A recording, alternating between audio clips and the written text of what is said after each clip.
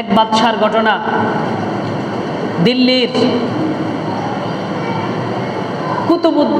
দিল্লির কুতুব মিনারের নিকটে হযরত খাজা কুতুবউদ্দিন বখতিয়ার কাকি রহমতুল্লাহি আলাইহি এর মাজার রয়েছে।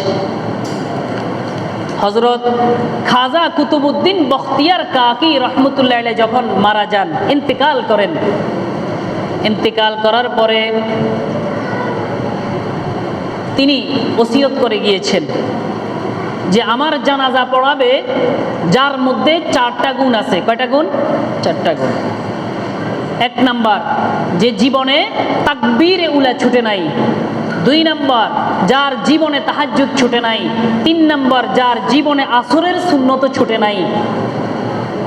4 নাম্বার, যে কখনোই বেপরদা নারীর দিকে কুদৃষ্টি দেয় নাই। এরকম লোক যার আছে সে আমার জানাজা পড়াবে।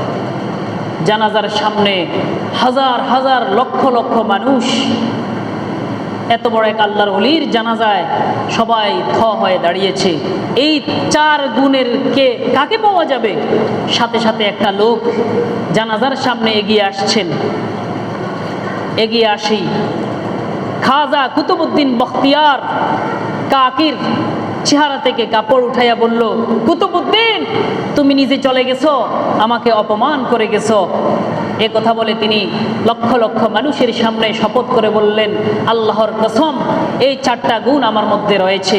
তিনি ছিলেন দিল্লির বাদশাহ। নাম ছিল শামসুদ্দিন আলতামাশ রহমতুল্লাহি আলাইহি। সুবহানাল্লাহ।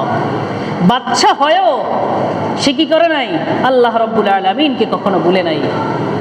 সুবহানাল্লাহ।